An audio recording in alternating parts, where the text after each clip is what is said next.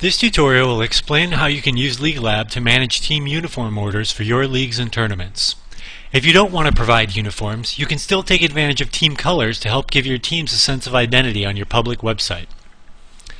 We'll start out by looking at the settings that affect how these features work, and then we'll see how you can manage the team colors and shirt orders once you've got a league up and running. First, we need a league to work with, so we'll use my Sunday afternoon dodgeball league. In the menu here, we have a shirt and color settings option. Now we see the shirt and color settings for this particular league. The two biggest settings here are team shirts and team colors, so let's take a look at those in depth. The first one, team shirts, we have 4 different options. We can choose to have no team shirts. We can set it up so that team shirts are optional, where captains are allowed to add a pack of team shirts to their team registration when they sign up. We can have a situation where team shirts are included by default, but teams can opt out if they have their own, or if they want to get their own uniforms made, and then you can offer them a discount if they do that. And finally, we have a situation where everybody gets shirts no matter what. The next is the team colors setting. For team colors, we have 3 different options. We can have no team colors present on the website. We can have team colors that are assigned by you. This is only available if you're using team shirts, but it allows you to ask the captains for their top 3 color preferences, and then you can assign them as you want, so you can make sure that duplicates are under control and things like that. And then finally, you can have a situation where captains choose their own team colors freely, and this works really well. If you don't want to use shirts, you can let the captains sort of customize their teams by choosing a color just like they choose their motto and mascot and icon. So I've chosen to have uniforms included with the team registrations, but teams are allowed to opt out if they want to provide their own. Captains request the colors, and I'm going to assign them. That makes me confident that I won't end up with 6 different teams who all wear red shirts. Next is the shirt change cutoff date. Captains and players will be warned when they manage their teams and update their shirt sizes that any changes made after this date might not be accommodated. So this will be the date when you want to grab that shirt data out of the system and set the shirt process in motion. Finally, since I've chosen to allow some teams to opt out of shirts, we have a $35 discount for doing that. If I had chosen optional instead, then this would be an additional fee for adding shirts. And then we can save our changes. If you need more customization, there are some site-wide color and shirt settings that you can look at. If we go up here into our related pages, we have first a couple of pieces of text. The first is the team shirt policies and explanations. This will be given to the team captain when they're deciding whether they want to add shirts or opt out of shirts or so forth. And the next is the shirt sizing explanation, which will be given to every player when they choose their own shirt size. So you can put in here any information about how your shirt sizing options work. Finally, we have the full set of team colors and shirt sizes, and by checking and unchecking the checkboxes here, you can choose a subset of the total shirts and colors that are available for your particular leagues. If you need a color that's not listed here, you have the option to add your own color by working on the color wheel here and giving it a name, and you can add your own custom color.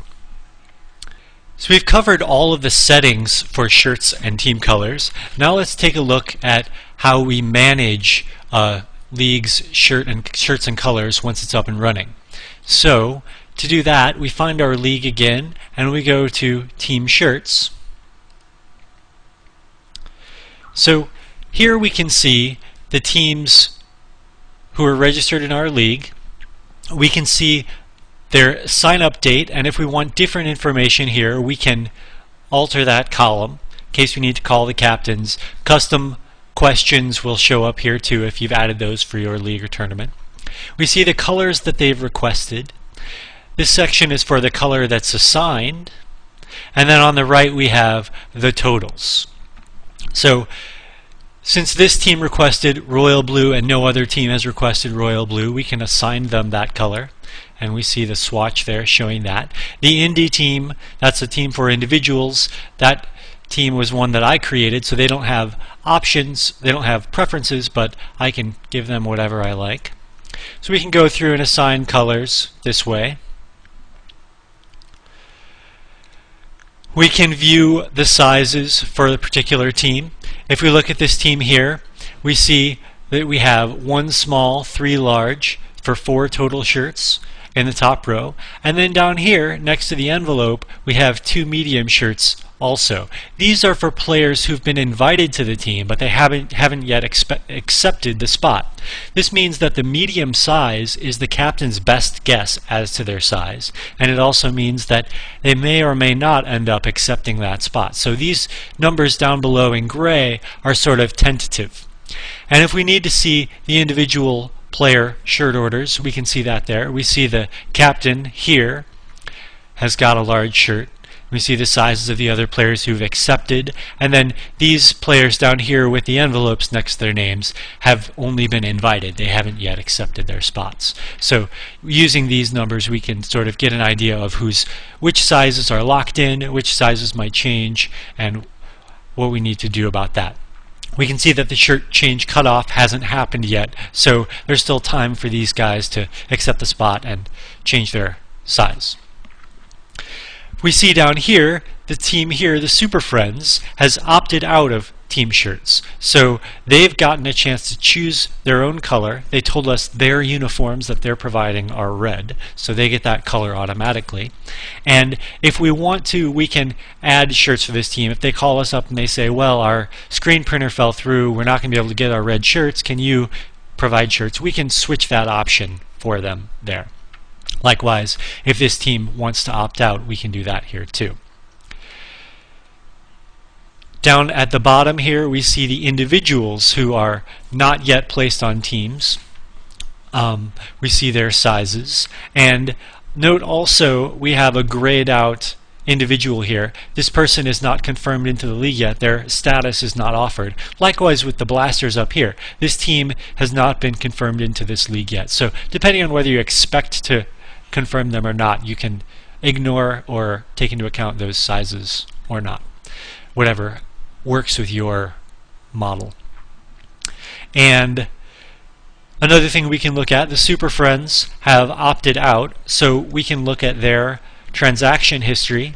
We see that they have a participation fee of $500, and then they've been given that $35 discount that I configured earlier as a compensation for not getting those team shirts, and we see that note there. Lastly, up at the top here, we have a few additional tools. The first is the team color usage.